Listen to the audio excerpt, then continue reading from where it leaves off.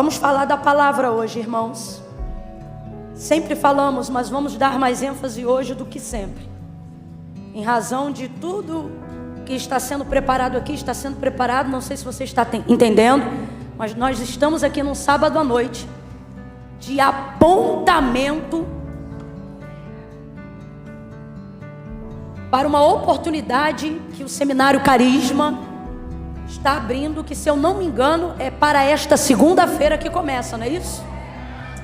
E isso me alegra muito a alma, porque nós estamos vivendo dias muito difíceis. Por exemplo, enquanto eu estava ali assentada e ouvindo o que o Espírito de Deus está para compartilhar conosco nesta noite, o Senhor falava comigo que agora mesmo, enquanto nós estamos aqui debruçando sobre a palavra de Deus, agora mesmo existem pessoas utilizando esse mesmo tempo para reescrever aquilo que você conhece como texto sagrado, excluindo, incluindo, colocando, retirando. E não são pessoas ignorantes que estão fazendo isso agora mesmo. São pessoas extremamente estudiosas, que meticulosamente debruçam sobre o texto sagrado.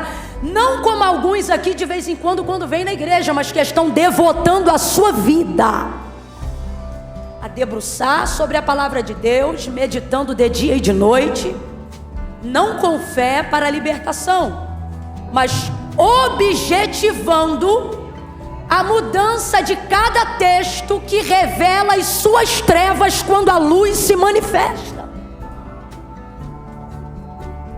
Porque a palavra diz que Jesus é o Verbo, e diz que o Verbo é a luz, e ele foi odiado, e nós também seremos, não por falta de afinidade, abre aspas, com os nossos iguais. Quando eu digo os nossos iguais, estou falando dos seres humanos. Mas seremos odiados porque a luz, assim como quando Cristo veio, manifestou-se nas trevas, e as trevas não a compreenderam. E por que não? Porque suas obras eram mais.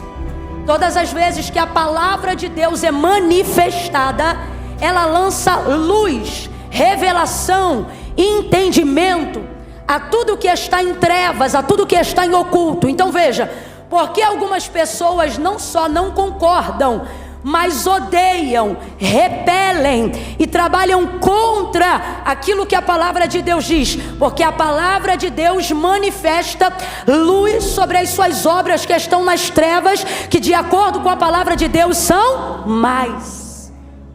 Então, a fim de que suas obras não sejam manifestadas ao mundo, eles querem que haja uma mudança. Para quê? Para que não haja denúncia, para que não haja mudança de comportamento, para que não haja opinião ou oposição ao pecado.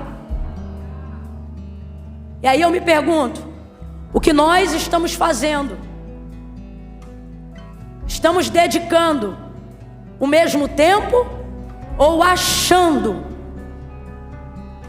que esporadicamente lendo um texto da Bíblia, como se fosse uma caixinha de promessas, tirando um texto aleatório, sem estudar texto, sem estudar contexto, tornando-se totalmente vulnerável, aberto a pretextos para a heresia, acreditamos que com isso será o suficiente para combatermos um levante tão bem orquestrado quanto a palavra de Deus? Irmãos, eu preciso ser honesta como pregadora do Evangelho da Verdade. Ler a Bíblia uma vez por dia não será o suficiente para te tornar apto para argumentar a razão da sua fé quando você for questionado. E não sou eu que estou dizendo isso, a palavra que eu estou reproduzindo é apenas a repetição do que disse o apóstolo Paulo quando orientou a igreja de Cristo e os cristãos, dizendo o seguinte: estejam prontos para argumentar. Não é para brigar, não é para discutir, não é para fazer escândalo, mas é para argumentar qual é a razão da vossa fé. Então esta história de que o que cremos não se discute como se fé fosse uma questão sentimental e não bíblica. Não é verdade.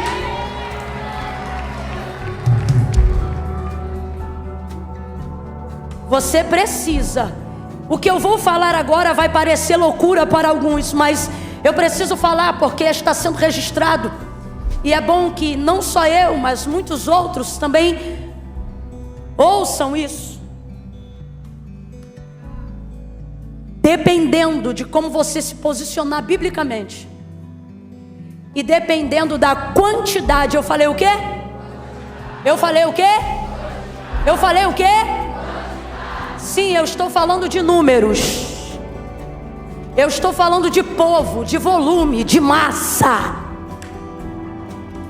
Se uma quantidade expressiva dos cristãos que preenchem a estatística do IBGE como sendo cristãos e se autodenominando cristãos, não se posicionarem, não apenas na observação esporádica, mas contínua do texto sagrado, daqui a alguns anos, a Bíblia que hoje você tem em mãos e anda livremente pela nossa nação com ela, gente, na história não há nada novo, as coisas se repetem.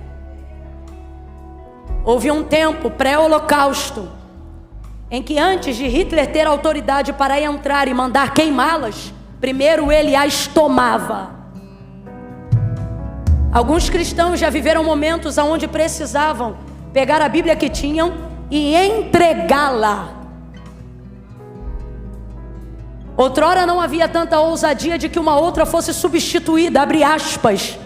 Mas nós estamos vivendo em dias onde você não tenha dúvida que casas publicadoras serão obrigadas ou ameaçadas a pararem de publicar com liberdade o que hoje temos em mãos e podemos andar para cima e para baixo. Vou inclusive deixar um recado, uma mensagem, porque recado seria apequenar o que Deus está me mandando dizer. Uma mensagem à igreja brasileira: voltem a andar com a Bíblia de papel na rua. Voltem a andar com o livro nas mãos. Esse protesto é silencioso, mas ele é poderoso. Mas acima de tudo, escrevam ela na tábua do seu coração, porque olha para mim, eu vou falar rasgado. Tê-la aberta no Salmo 91 e dedicou as páginas amareladas dela dentro de casa, não será o suficiente para te dar razões para argumentar a sua fé quando você for questionado. Seja forte, seja forte, seja resistente, igreja do Senhor. Nós não somos a força que o mundo espera, nós somos a resistência que o diabo não atropela. Resistir ao diabo e ele fugirá. E ele fugirá. O que coloca Satanás em fuga não é língua estranha. Quem fala em línguas edifica a si mesmo. O que coloca Satanás em fuga não é patrimônio físico.